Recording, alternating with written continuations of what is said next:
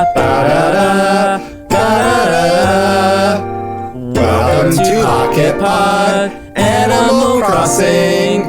We're neglected husbands 3. A special show for you and me. There's Nicholas, Timothy, JKB. That's me. Nice. Woo! Man, that was harder. That was harder than it sounds when I'm running out of the room when their show starts. I swear. Gentlemen. I'm like, oh, cool. And then I go to mix it, and it's like, oh, that's just, I can't believe that happened. That's real life. And you know what? It works. That's exactly what that was. It's gorgeous. Yeah. It was melodious. And who knows? Like, maybe it'll sound good. Or not. Possibly. So what's happening, party people? This is the Animal Crossing Pocket Pod man show, or husband show. What do we call it? What is this called? Dude hour. The dude. I don't know. I didn't co-sign that. So my name is Jack. You may know of me as Producer Jack. I believe I get a shout out every show, which is nice. It's totally cool. But you know what? The other husbands deserve a shout out too, because your lives have been impacted by this game just as much as the women in our lives have been impacted. It's by true. The game. So It's true. we go around the Google Meet video. Okay. And we'll introduce ourselves. So again, you guys theoretically know me. My name's Jack. Yep. And JKB. Leash is my wife. I'm the husband of the team. Yes. And also produce the show. It's all good. Now let's go to Timmy or Tim. What's your name for the show? What are you calling yourself? Tim. Tim is fine. Tim. Tim. Okay. Just That's Tim. some call him Tim. And Yes. Tim, who do you belong to? I belong to Rar, also known as Sarah. Oh man. Yes, and I'm the Lucky one dog. that they usually see when they're recording. They see me walking in the background to get a drink or something. Yes. Yeah, no, it's good. And occasionally I'm like, Tim, turn the TV down. Yeah. And I do have some experience with Animal Crossing as well. I played the GameCube version and the Wii version, I think. Oh man, you're a pro. You're gonna make us look bad. Seriously. Make us look bad. I'm embarrassed. All right, Kolos, as I call you. Nick, Kolos. what's your handle on this show? I like Kolos or Olis. Olis. I'll do Olis. Okay. Sup? I'm Olis. I am married to Joey Bowie. I am the Bowie, or I bring the Bowie to Joey Bowie. You always bring the bow. I bring the bow wherever I go. Yo. Yeah. I'm usually the one who's in the background wrangling the cats. That's sort of my mission, is to keep the cats from meowing in the background. I'm not always successful at that, but I try the best I can. I feel like cats bring a good element to the show, though. And frankly, I mean, It's based thematic, on my limited knowledge of the game, it's based on animals like running an island and like flying planes and stuff. So, like, why wouldn't cats be included? It's true, but they tend to chime in at the wrong moments. They're not exactly on cue, so to speak. So they're a chaotic element we try to avoid. How many cats are in the Bowie household right now? There are actually 3 cats in the Bowie household right now. Okay. One of which is extremely ill. So no.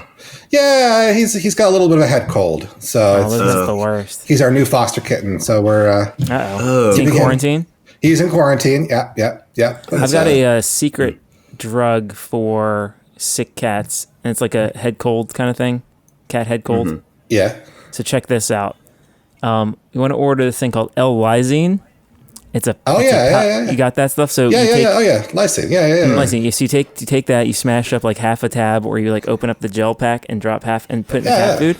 It'll like straighten them out in like 5. I'm not a vet. I'm giving unlicensed medical advice, but that's what I would do. This podcast is now illegal. And I bought so like Betsy, one of our cats, is disgusting, and she gets like these upper respiratory things all the time. And I bought like 1,000 pack of L-lysine because the vet told us to get it. We used like 4, and she was better. And then I had 996. So I've been taking it ever since. It's good for humans too. Yeah. We give it to our main cats, the big cats as we call them. There you go. See, co-signed, endorsed. Absolutely. Yeah, he's we foster, and so he's our latest foster, and so Joey Bowie actually spent last night with him trying to keep him, settled because he won't sleep. Oh, yes. He won't sleep or eat because he's feeling ill. So she's way to bum me out. She's just, I know, I'm sorry. I'm sorry to bring this down. This is supposed to be a lighthearted, but I have to put a note to cue the sad trombone. Wah. There you go. I bring it up just because, it's an example of how awesome, Joey Bowie is in real life. She's taking care of sick animals in and out of the game. Blink twice if she's in the room with you. He's blinking 16 times. Oh no. I'm not under duress. Was that? Hold up today's newspaper. What is this duress thing you speak of? No one has mentioned anything about duress. There we go. All right. Cool. Well, that transitions us nicely to our first segment of the podcast called Animal Crossing Has Affected Me in the Following Ways. This is where we talk about how our lives are different because of the game Animal Crossing. The hardships and the fun times, who knows? So I will, let's see, we got the panel here. I'm going to go to Nick first. Nick, how has Animal Crossing affected your life? Well, it has certainly given me more time to myself.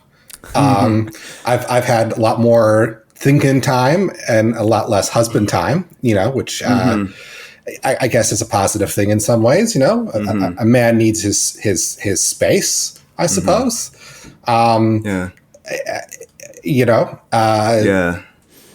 It's been so because sometimes you need time to not be on all the time, I guess. Exactly. I mean, being a husband is exhausting, as we all know. I mean, you just have to, you always have to be this positive, shining, knight in white armor and always be vibing. And sometimes you're just not vibing, Sometimes you just want to, slum out and Yeah. That's the spirit. Tim, I saw a lot of head nods happening there for those of you who have the video feed, which is none of you. So Tim, you're nodding on that. I do know, again, having known you guys for the last 20 years or whatever, and I know that the timeline on our friendship is running out. We're supposed to stop being friends in 5 or 6 years. I think. That's right. Is that the way it works? According to the agreed upon timeline. Sarah made a friendship agreement that said it expired in 2026 or something. I thought it was when we're 60 or something. Oh, I don't know. Who knows? Because that seemed like it was forever away. It would never come, right? Yeah. Seemed unreasonable. So, but knowing that Sarah has been involved in some pretty immersive gaming for most of, at least the time I've known her, you have good experience in the realm of game time suck. So, yes, I guess what's the day in the life of Tim from I don't know, 8 p.m. to midnight? Well, I usually watch YouTube. YouTube, mostly gaming channels on YouTube. The Outside Xbox, Outside Extra, some Let's Plays. And I play games on my Switch as well. You have your own Switch? I can do those while I'm watching TV or movies, whatever. Because I watch a lot of movies dual too. Screen mode is nice. Yes, exactly. If only you had more than two eyes. Yes, it sucks. Yeah. Do you find that Animal Crossing culture has transcended just gaming time? Are there more Animal Crossing themed things in your house than you would probably select on your own? I don't know, decorations, wall coverings, things like that. We have a few, and since I am kind of an Animal Crossing veteran, I was for a while.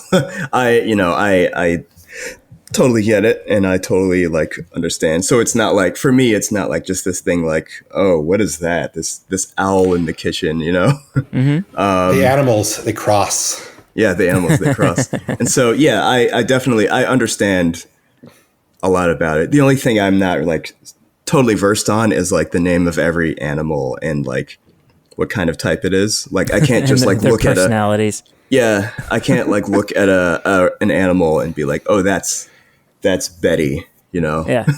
But I can be oh, that's an Animal Crossing character. I get it. Yeah. All right. I think that's fair. Yeah, I know Sarah was big into Ingress, and that really sucked up real world time and also video gaming time. Alicia wasn't as much into that, but definitely like Pocket Camp and New Horizons, like that definitely is a huge time suck. But I think what's nice is the switch to New Horizons has actually reduced her overall gaming, because I think with the phone, it's always with you, and you're always like in any free moment where you could be sitting quietly and like enjoying the world around you. It was, I'm going to go check on my campsite. But with New Horizons, where it's like console based, even the Switch, like that eventually, like, you know, that'll burn battery, the Joy-Con will drift, you know, it's got to be put somewhere, it's on TV or like, so I think that has reduced the amount of spousal time suck that would have come. But yeah, again, I think that's, you know, it does create some free time. Again, but and the flip side is, you know, with the podcast, it creates like every week there's basically an 8 p.m. to midnight activity that's always locked in. That's again, that own time suck, which is fun and cool, and I'm glad all you listeners out there love it. It's great. It helps us organize our schedules, you know? I mean, for sure. It's like, I know I've got treadmill time and trash night on Thursday locked down, because a behind the scenes look here, I'm not sitting in the room while they're doing the podcast the whole time. That's like, I can't sit here for an hour and listen to it. That just, I wouldn't do that. So it's one of the brilliant things of podcasting. You just edit it afterwards. And there's not that much. I mean, we don't edit that much anyway. It's all perfect content straight through. There's no cuts. I mean, it's free form conversation. Take. Absolutely. Yeah. I mean, it truly is like just like my normal podcast, you know, just free form talking with friends for an hour. Like that's, you know, you come into the community. It's like, we're just friends. You're our friend. Same thing. It's like all of life is a podcast. You know? Yeah, exactly. Exactly. So it's nice. And I think so. That's that again. Like, I think, you know, again, it is a hard, again, like when people are really into games, like, you know, it's addictive. They love it. You know, my son loves gaming too. And he like will hide under his bed and not want to like put away his tablet because there's cool games to play, or like he'll, you know, play Switch until the battery dies. You know, we've all been there. I mean, my cousin, we had to have an intervention with him. He was that like kid from South Park. It was like in his chair with a, you know, diaper and you know, not moving for days. So like things happen. You know, World of Warcraft was hard. But so that's it's again, like I think in the end, you know, everyone's got to be cognizant. Everyone out there, all you listeners, be cognizant of those around you. You know, if you feel like your whole life is consumed by a video game, and that's not how you want to live your life, just take a break. Nintendo's always been good with saying, "Hey, do you want to take a break?" Yeah, that's true. So Nintendo does do that. So use that opportunity. Look up sometimes. You might miss something. It's cool. Yeah. All right. Yeah. So there are other people in your lives, you know, who add richness and flavor to your everyday, your everyday existence, and you should really appreciate that, you know. For sure. So that's that segment. So then the next segment we're going to go to, favorite characters, I think. So as Tim mentioned, kind of aware of some of the characters. Like I've seen, we have the amiibo action characters, and there's some like knitted Animal Crossing characters I've seen throughout my house, and other that's other. I've got a guidebook. I have a guidebook under my laptop here that's pushing it in there.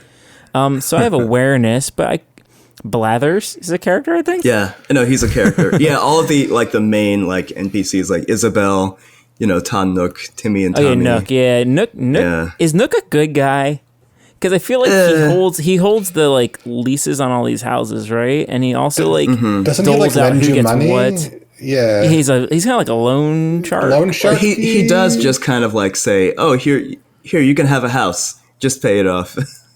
And then it take as long as you want. You know. Are we sure this isn't like the prisoner in video game form? This seems like.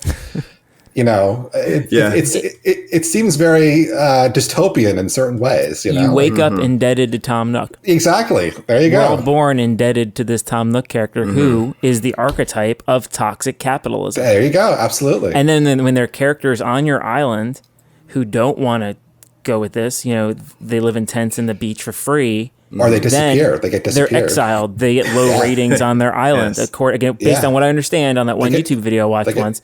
They get low ratings and they're embarrassed and then they can't do stuff. It just seems you don't get a cool museum. Also, the museum, again, is kind of the museum is funded by public sources or by one person. How does that get created? Do you know, Tim? Because I know there's a museum. Yes, I don't know actually how to how to get the museum in the newest one, because I feel like in the ones in like the earlier ones that I played, I think the museum was already there. I think because it's the museum has always existed. Well, like city folk. Yeah, and like in the original and Wild World, and in this new one, it's like you have to progress enough in the game until they start making the museum. But I don't know if you have to I think you might have to like donate enough money for them to make it. I think it's money and then creatures. So again, another part of the dystopian future of this game is you have to capture wild animals and force them into either a cage in your house or a cage in the museum or whatever. And then I think if you get enough caged creatures it might be Blathers. Again, it's one character I know the name of. You give them to him, and then he makes you a museum or something, and immediately becomes gorgeous. This is like a theme with video games, like Pokemon. You have to go capture these wild creatures and turn them into your like fighting slaves. Think of how actually dystopian that is when you really sort of analyze it from that perspective. Pokemon is messed up. Oh man, their sole purpose is to fight for your entertainment. Yeah, and they're like wild creatures that you're like going around. It's like basically it's like colonialism, right? I mean, you're invading these sort of natural lands, and you're taking all these all these resources from the environment, and you're making them fight each other. It's basically No, it's messed up. It's toxic colonialism. And I don't even want to get into how Ash is actually probably the worst trainer. He's the worst. He stinks. He's not a good Pokemon trainer. He's never, because I think in the cartoons he's like never won. He's never become the very best. He's never won a tournament until like maybe just recently. Look, I'm on season like 27, and he's not progressed since season 1. He's still terrible. He's terrible. No. He has a bad attitude. He works his he works his Pokemon until they're basically dead, and his only motivating tactic is, "Come on, I know you can do it."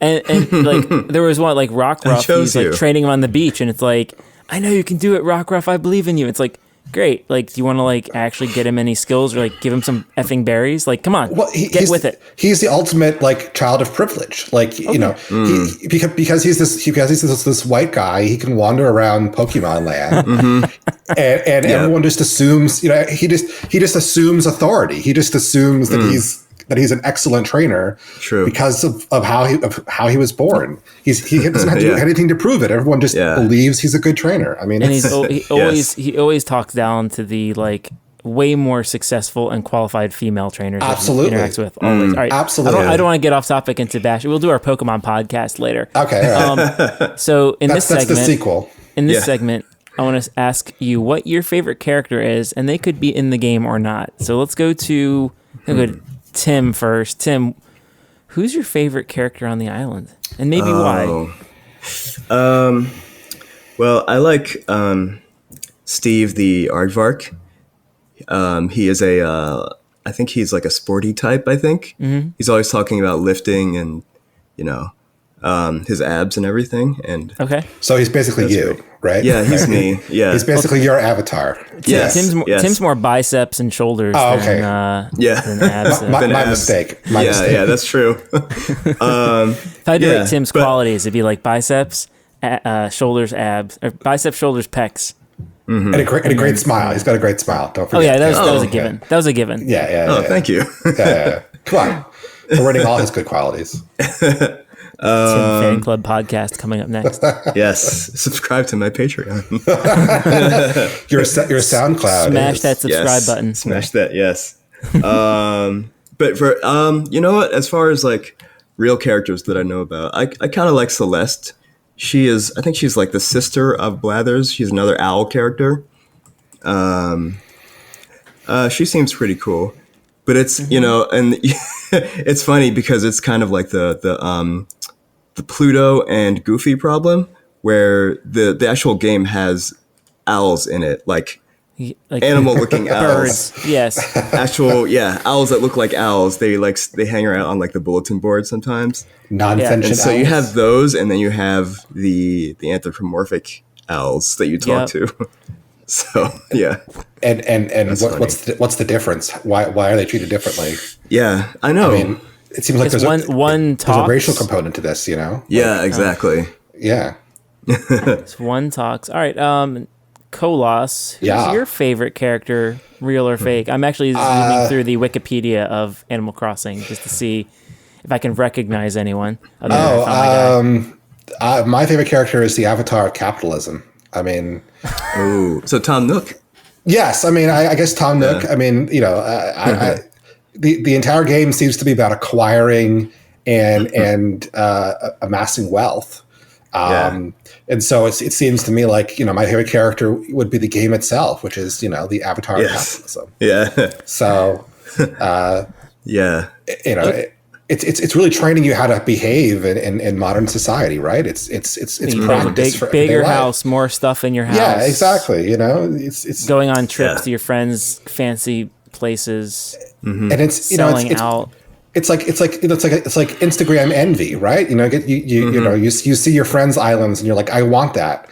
I want that. I want more of that. And look how convenient. You can go and you can buy your very own feather cap hat creature thing and enrich your life through consumption. Yes. In my when I played the first two, my main goal was to get an arcade room just full of those like Japanese arcade cabinets, and like I think once I did that, I was like, my work here is done. Yeah, it's like I was like I beat Animal Crossing. It's filling a hole in your soul, That brings up a valuable question that I wanted to get to, and I'm glad you just brought it up. So I'll say my favorite character I think is Jacques, because at some point I think he wears underpants on his head. Who wears underpants on his head?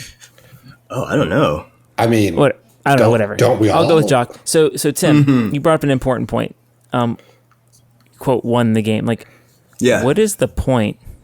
Like, what do you, other than like assembling, perfecting, customizing, like seeing cute stuff, interacting with your friends, again, there's a value in that. But like, I was playing through like, cracked open the PS3 and was playing through Arkham. Like, you run through the storyline and you beat the characters you need to beat. And then you can still do open world stuff, but like there's a story you go through and you have maybe, it's going to take you 40 hours to do it. And then after that, you can go hunt down these side missions and whatever. Like, I don't mentally understand. I love that you people out there love it, but I don't understand the goal of games where it's like decorate and do stuff. Well, I think it's games like that. It's like a Animal Crossing. It's like, it's not like one, like you said, like Arkham. It's like one beginning to end. It's like one big goal. But like things like Animal Crossing are full of like micro goals. So and I think the main point is like, I guess just like the emotions that you get from the game. Like the gameplay loop of talking to villagers and things. And it's like, so it's like where the gameplay loop is the goal, instead of like doing the gameplay loop to reach a certain goal of like beating the Joker or finding all of like the Riddler question marks, Yeah. But that unlocks fast travel. Why would you not want to do that? I'm just kidding. Yeah, that's true. And then like also they're also the other like seasonal goals, like where like Halloween is coming up, so then they have like these Halloween events that you can do, and then like maybe like they'll like release like new, I don't know, like furniture or whatever, or like how they and I think they recently released some like new like skins, like monster costumes and stuff. So so it's like as long as they keep supporting the game. And there's always stuff, kind of like with World of Warcraft was kind of like that. It's like, they keep as long as they support the game, then there's more. The sole purpose is to make your creature get more XP, and then get more XP and more XP and more XP. I mean, what is the point of any game though? Like, really? Well, I was saying like from a goal-based game, like in again going back, I think again later we have to talk about what games we play, but like. In my peak gaming time, like let's say you're playing Assassin's Creed, like the goal is to solve, some historical mystery via the Dream Suite thing. Yeah. And then you like kill the bad guy like 500 years ago, and then everything's better and you save the world. Like that's a goal. Like to me, like a 5-star island doesn't seem like a goal other than I've assembled all the required gear on my island or my house. I just don't understand it. And maybe that's because the game's not for me. But again, and I've never really understood just Tim as you said, like those games in general. Like that's again my interest, like like Madden. Like I want to score touchdowns and build a franchise and again the same building thing, right? Recruiting, drafting, all that. But at the same time, it's like my goal is to have a better team, so when I play football games, it's easier for me to win. That's really the goal. So I don't know. Like I guess it's. Especially in the now times, which before was the before times, but now it's the now times. Yeah, we'll have the after times, hopefully sooner rather than later. Yes, it is nice to have this like wonderful getaway, magical wonderland where these cute creatures talk to us, and their biggest problem is that they need a collection of scorpions or something. You know, like that's something that's comforting. So I think that's probably the biggest. Yeah. It's serotonin. It's all about the acquisition of serotonin. Like you acquire, you find a new thing, you get a new pretty bauble, and it releases that additional burst of happiness in your brain, and they add new stuff, and so there's new stuff to make you happy, and it's yeah. So kind of like the same reason I play like Dead Cells or Dying Light or any kind of game where you get like better loot and everything. So, you get something that you haven't had before. That's another good goal. Cause I remember when I was playing, it was like playing like, oh man, I really want to get that like arcade, that Japanese arcade thing. And so like, things. So those are like, so there, like I said, there's lots of micro goals in this game. Why do people collect coins or stamps, or why do people Yeah. Oh, I don't understand that either. They have no purpose. What's the point? It's because you want things. You want to have things that others don't. You want to have something that shows that you've accomplished. Some goal of acquisition. And, my goal is just to assemble a variety of podcasts in my portfolio. Yes, exactly. So the next thing to keep this one moving along here is, and this is a good one. Again, this goes back to my original. Again, this husband show wasn't my idea, but whose idea was the husband show? I don't know. It just came out of a thing. I don't know. I didn't come up. But so. But I appreciate that we're doing it. So my thought again, like, what do you call three guys with microphones? You call them a podcast, or three guys you call a podcast. Like everyone just appreciate, like guesses, like, oh yeah, we're dudes. People want to hear what we have to say about stuff. So here's the part of the show where we just emphasize that. Here is where we can say this is a section of improvements to the game based on not having played it. So you're gonna take my opinion as a middle class white male, and I'm just gonna give it to you. And that's it. And that is what it is. And people have to listen to it because that's the society we live in. So my first improvement to the game is I think you should be able to turn the villager creatures into your pets. Not just your friends who live next door to you or can leave. If one of the villagers says, hey, I'm moving to a different village, different island or whatever, you say, you know what? No. You are now my personal pet, and you live in my house. Keep them in your basement or something. Yeah, you have a Hello Neighbor type basement where you lock them in there, and it's now so Silvana wants to leave. You're like, nah. You're coming to my creeper basement. And in the more you progress, the different kinds of lotion that you can get to drop down into the well, right? And if they act up, you can just like. You can put like sound. You can get soundproofing for the floorboards, so they can't hear you. And you can customize the color of the soundproofing in to jazz the basement up, and so that the bottom of the well isn't quite as dank and dark as it might once be. Yeah. I was also thinking, so based on your so right now, again, my understanding of how you visit other islands is based on having a magical code and being friends with somebody. Yeah, but I think you should be able to do a violent takeover. You should be able to say, you know what? I like what Tim's got in his island. I have more XP. It is now my island, and Tim works for me now. Yeah. Oh, the whole Dark Souls of it. That was entirely that was my concept too. Invade someone's island. Yeah, I think you should be able to create an empire of islands through physical force alone. I think you should be able to if you have the best characters, if you have the best the best items on your island, you should be able to use those to essentially hire a mercenary force, like your own personal military of penguins and zebras and tigers, right? Oh, for sure. Yeah, and then you could send them to other islands to occupy and annex new territory. You radicalize Antonio and send him in to take care of business. My last thought was that your character, your avatar, on the scale of good and evil, that changes based on how many positive impacts you make on the village. So it's kind of like Infamous. Like, like Fallout. Or Fallout. Things like if you give the creatures what they want, you get more to the good. So your character maybe has a flowery, more happy. Like everyone responds. Everyone likes that. If you do lots of bad stuff, you dig up too many flowers, you cut down someone's tree, you let too many villagers leave and don't care about what they want, then you're kind of this like dark a-hole character who doesn't like. Again, maybe that's already a thing. I don't know, but and you can represent this descent into darkness by having your character, have a Voldemort like transformation. Your character starts to get paler and thinner and gaunter, and the eyes become snake-like. It's like Anakin in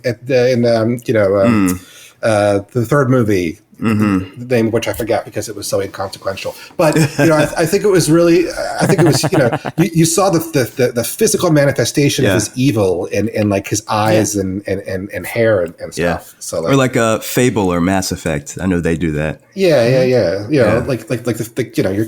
You should actually be able to see the evil bursting out of your character. And you can shoot lightning out of your hands. So Absolutely. Tim, what would you do? What would you do to the game as a observer and former player? All right, my opinion as a middle class black male is I would like maybe more stuff you can interact with. I've noticed that there's like when I've watched Sarah playing, like lots of there are lots of different types of like items. Like there's like a hobby horse thing that you can get, but you can't really like jump on top of it and like ride it and stuff. So I wish that more of the things you could actually interact with them. Maybe if you like want to watch the TV, you can actually like switch to the whole view of the TV, and you can actually see something on the TV. Or if there's like a chess set. I don't know if the game has a chess set, but like if there's like you put a chess set on the table, like if you could actually play chess, like a simple version of chess, that would be cool. And Assassin's Creed, you could play checkers and chess and bocce ball. Oh wow! That's cool. Yeah, like mini games. You're talking like you want mini games. Yeah, more like actual. So yeah, things like that. Just like make everything more interactable. Maybe even like. I don't know how complicated this would be, because there's, you can like set up guitars and stuff, and like when your character goes up to them, they just kind of like touch it and it makes a sound, like, but maybe like if you like went into some sort of like Guitar Hero style, like MIDI, you make a MIDI track thing, and then you can play your own song in Animal Crossing. That's a great idea. Exactly. Yeah, so that would be cool. The whole Guitar Hero kind of mashup. Yeah. Also, then you could sell an Animal Crossing Guitar Hero guitar. Oh yeah. And then play the track that you made. Yeah. Kind of like when we, how you can change your town's theme, and so so that you have the song that plays every time you go to. Yeah, you can like go to I think City Hall and you can talk to Isabelle. This has been in all the Animal Crossing games. Okay, Isabelle. And then she can she's the yellow dog. She's the one that's she's in Smash Brothers too. Hold on, let me look her up. Isabelle. She's not on my list here. Weird. I'm sure you've seen a picture of her. I think I've seen her. She's the yellow dog with the bob. Yeah, the yellow dog. Yeah. Yeah. The hairdo. Yeah, but you can like go to her and say, I want to change the theme of my town. And then it has like this music note thing, so you can change each note. And so you get like 16 notes to change. And that's how Sarah has her current island has the Indiana Jones theme. So, and you can change it like that. So, you mean, you're talking, literally like musical theme? Yes. Like you can actually you have your own theme song. Yeah, the theme song for the town. Yes. Yes. Okay. All right. Oh yeah, Isabel's in Mario Kart also. Yeah, she's like the popular one that's been in like all the. Oh, yeah, she got a Hawaiian shirt with a leaf on it. Look at her. She has her glass of whiskey. So Drunky. yeah, she shouldn't be driving with her whiskey. So irresponsible. Yeah. Well, that's only when she's working. Only when she's working. Only on duty, right? Yeah. Yeah. I mean, you gotta get through the day somehow, right? You know? Yeah. I like those ideas. All right, what else you got, Tim? But okay, first person mode would be pretty tight. Yeah. I would love to like just walk through the island and look at talk to animals in first person. Yeah. Or just like shovel and pull weeds in first person. Yeah. If they could just like move that camera so that it's like in your character's head. Yeah. Or like 360 VR, so you can like just turn around and see your whole island, in your vision, and yeah, VR, that would be awesome. I mean, all the animals would look very, very large and three-dimensional. It'd be super scary. Yeah. It's like you're these big hulking cartoon animals standing around you, like surrounded by Japanese mascots and exactly. Yeah. Right. Some people would really like that, I think. Yeah. Yeah, and another one is I feel like they should like deepen the emotions of the animals. Like, because I like how like you can find like two animals like talking to each other, and then like you can like listen in on their conversation. But like I kind of wish that like more animals had more things to do. Like maybe if like other animals could like you could find them like chopping down trees or digging or planting instead of because sometimes it can be really random. Like somebody can just be walking and then they'll just like sit down and look at a tree. And you're like, what are you doing? You want them to have what is your plan today? You want them to have like rich inner lives, right? Like you want them to have their own personality and their own own story that you can find out. And that would be because I know like with apparently games like Skyrim and Oblivion, and like I think those games are kind of set up like that where each like NPC is kind of always doing something. I don't know. I don't remember how true that is because I haven't played like Oblivion in like years, but something like that where like each animal like if like the sporty ones like have them actually like do a sport like doing like have them like have like their house could have like a weight room and you can like go in their house and they'd be actually like lifting or like have them like just running a lot, like, and you go to talk to them and they're like, oh yeah, I'm doing my morning jog or whatever. It's abs day, right? It's abs day. So like every day is abs day. Every day is abs day. Yeah. Abs never take a break. And those will be the ones that like, because I know there are animals that do yoga sometimes too. So that would be cool. Yeah. Like to, the sporty ones, they do yoga. And also, if an animal gets angry at you, they should probably stay angrier for longer because I think I've seen like you can like just like have your net and just keep hitting somebody over the head and like keep doing it and they'll be like, okay, you do that one more time and it's over for you. And then they're like, okay, I'm angry, and so they start like huffing and puffing, but then you talk to them a few times and you'd be like, hey, I'm sorry. And they'll be like, oh, okay, cool. And then it's like nothing happens. So like a vendetta system. You want them to be able to like take revenge on you, right? Like, no, not that. Or like take out a hit Telltale on you. Walking Dead. They remember the decisions a little longer. Like for me, I have a one hit in the head with net quota. Like that's it. You get one hit in the head with a net and then like you're kind of done. Oh, okay. I could see that. That's a good idea. I'll take note of that. That's an important thing to know about, right, Jack. Kolos, what are your improvements to the game? So I think you should be able to, use the game to model real life situations, right? So I think you should be able to have, like an election where all the animals get to vote, and you should be able to have individual characters stand for office.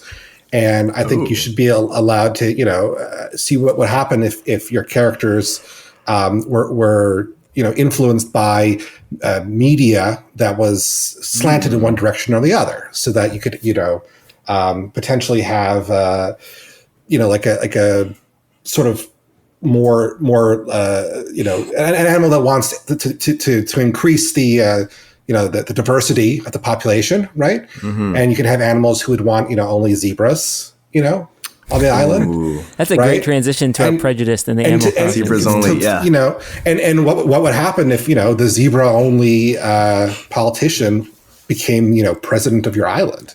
Look, we're shutting down Dodo Airlines because too many different animals are coming in here, and until we can figure out what's going population is just taking over. Yeah, until we can figure out what's going on, I am banning all lion immigration to the island.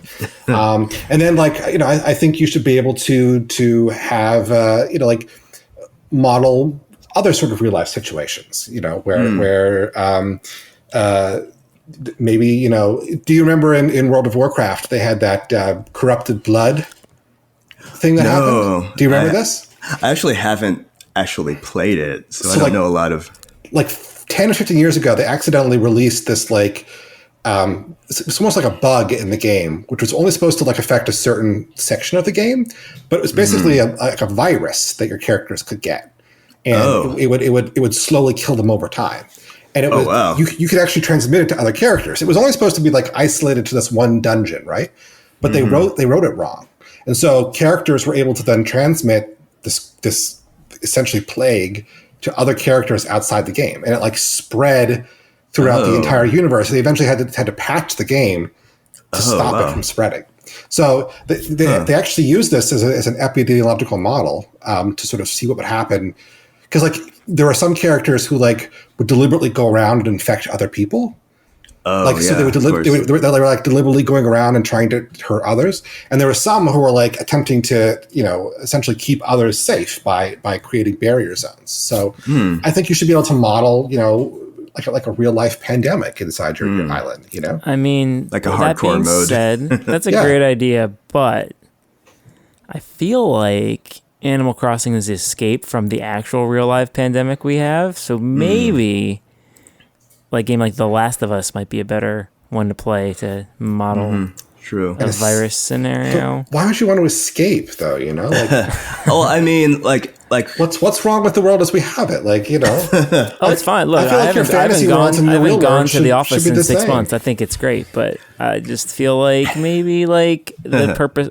Again, the true purpose is thing Tim mentions is magical wonderland that releases endorphins when we make things pretty. But I think deep customization where you can create models in there is I think that's super cool. And maybe has anyone built an amusement park on their island? Is that something that could be done? Who knows? Yeah. Also, I mean, even though it's a magical fantasy land, there is still prejudice going on. In the Animal Crossing community. That's our segue to the prejudice segment. So what? Well, I've seen on Twitter, there are people there's actually ranking lists of the most popular villagers and the least popular villagers. And there are a lot of people that love the joy that Animal Crossing brings them. And at the same time, they're I don't like the way this gorilla character looks. So they're going to sort of bully them off. I'm going to bully them off of my island. And there are characters that people just don't like how they look or their design or whatever. And so they become the least popular characters because they don't look like Marshall or Raymond or whatever. I'm telling you, it sounds like real life is invading the game. And this is why I think people should be able to, they should be able to express real world concerns within the boundaries of fantasy, I think it's important to be able to have a simulation where you can sort of work out, what's the best strategy to approach prejudice and racial animus so that you can bring it to the real world, and hopefully find solutions in fantasy, Yeah, looking at the Anteater rankings, for example, everyone loves Annabelle, but people are not fond of Cyrano or Pango. And you have to wonder, is it something about the way they're designed in their look that people are using their inherent bias to say, I don't like how that person looks, or that character looks, therefore I think that's a bad character. Oh yeah. And some of them are just cranky. Like, who cares if they're cranky? It's a video game. Like, yeah. And like in this one, even I feel like even the crankier ones, they don't seem actually mean. Like looking at like thinking about like the GameCube version, like there are animals that were actually mean. They would like you go talk to them and they're like, "Man, your face is the worst face I've ever seen." And like nobody I don't think any characters in New Horizons would ever say that. But like the earlier ones, they were actually mean. Well, I think it's a model of reality, Like, oh yeah. Not everyone's super nice in the real world. So yeah. Well, not even that. I think I don't know, but like, why people have to be like that? Why can't they just like? And then like, what happens? So when a creature, again, I've seen it a couple times. When a creature leaves or they come, like, do you kick people off your island, or do people just you ignore them and they leave? Like, you bully them till they leave your island? Is that how that happens? Actually, I'm not totally sure how to get somebody to leave. If you have to just like keep making them angry or like neglect them or what. Yeah, I'm not sure. Oh, it seems unfair. Don't bully character. Also, I feel like there should be an island. Again, I think you. And then Nick, this is based on what I've overheard about Joelle's Switch situation. okay, On like her island and then porting to another island on a different Switch or something. Yeah. This sounds exhausting, by the way. I mean, she spent the past several days, just moving things back and forth from island to island. It sounds more exhausting than moving to an actual house. So I really think so. Yeah. I think it would be nice. Again, like rooting for the underdog. I'd like an island of misfit toys. Like I want an island of all of the least popular characters just to give them a chance and let's see what happens. So you, the listener out there, if you've made it this far, God bless you. Secondly, are you still listening? I'm really concerned. Challenge yourself to give a chance to a creature who has a low rating because you don't know, they might surprise you. And again, they're only going to be as good as you let them be. So lift everybody up. Diversity makes us all stronger. Yeah. Let's move to our last section, which is, hey man, what you playing? What games are you actually playing? I'll go with Nick first. What are you playing right now? Crusader Kings 3, man. Can you describe that game in 60 seconds or less? 60 seconds or less. Basically, you get to be a medieval lord, and you're the head of a dynasty, and through backstabbing and stealing and warring and general misbehavior, you get to amass wealth and land, and hopefully become emperor of the known world. Yeah. Is it like a strategy game? Yeah, it's a grand strategy game. Yep. Okay. Yeah, you start out as like one character, and then you get married and you have kids, and then you eventually die, and then you play as your heir, and if you die, like your lands get divided up amongst your kids, and so the kids start warring with each other over the titles that you. And the goal of the game is basically to make your dynasty the most powerful in all the world. And so, you're trying to create alliances with other houses and get your children into power in other lands, so that you could become like, the next House of Bourbon, and, have Spain and Austria in your familial tree. And it's very addictive. And sounds fantastic. Xbox Game Pass, man. That's cool. That is, if you were to find something similar to Animal Crossing that would take me away, it would be Xbox Game Pass, because a lot of good stuff, a lot of good games on there, man. For like $9.99 a month now. So that's nice. Microsoft, give us money. And about in 7 months, it pays for one game. That's what I'm telling you. Like one game is $60. You could play an unlimited number of games. For just $10 a month, totally worth it. Yeah. All right, hey Tim, what you playing? A few games on Switch. One, Mario 35 just came out. Yes, and it's kind of like playing that last night. Yeah, Mario Battle Royale, where it's Have you heard of Tetris 99? No. On Switch? Oh, well, that was one. I think that was came out last year maybe, and it was if you have like Nintendo Online, if you subscribe to that, you get it for free. And it's just like you're playing Tetris against like 99 other people. And it's just like you just have to keep playing good Tetris, because as other people do good, they send more blocks to your side.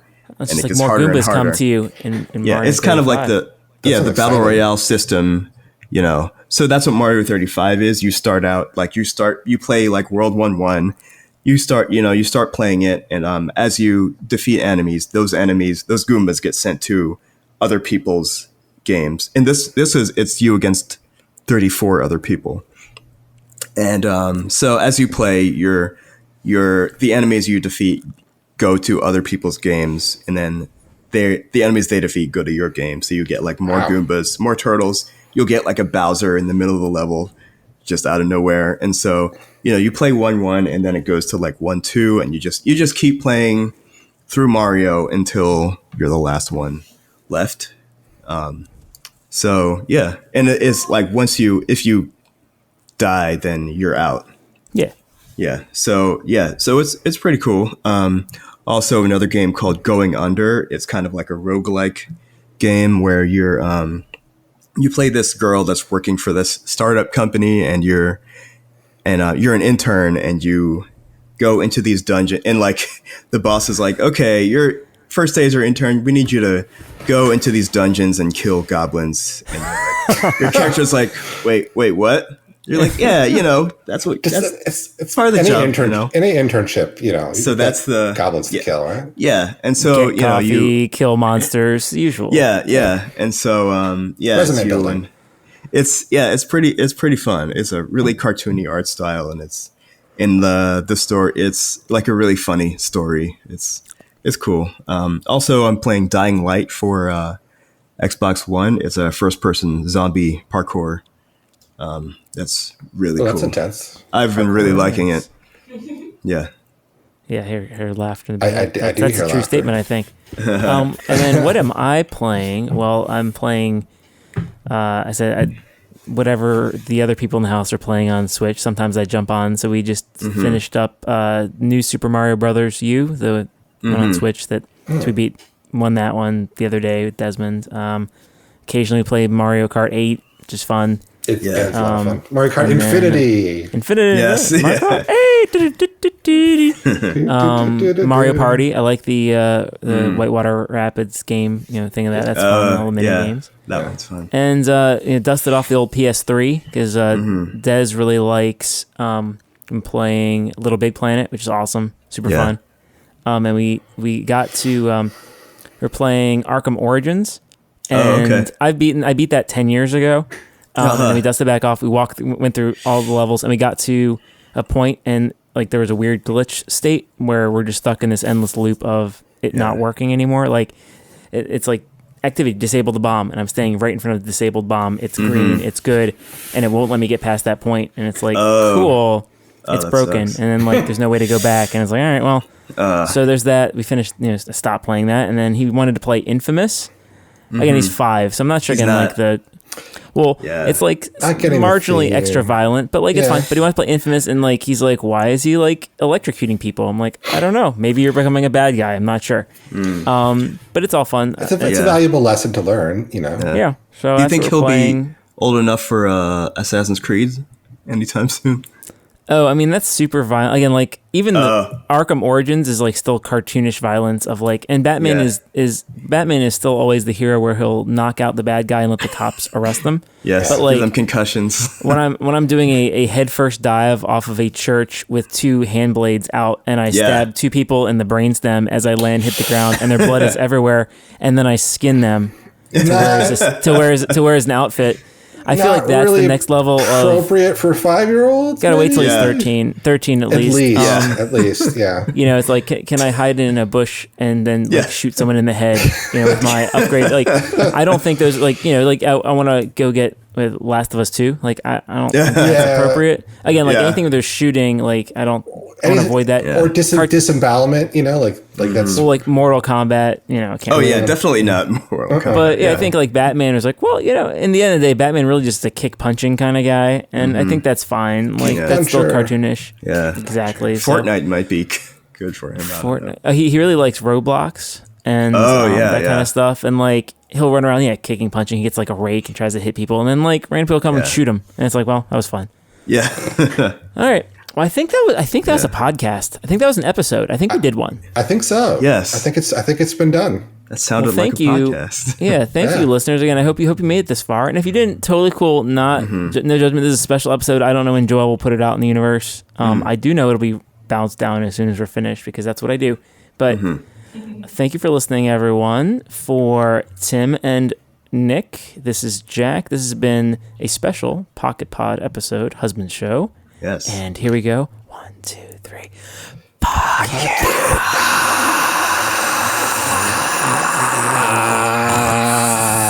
Da, da, da, da, da, da.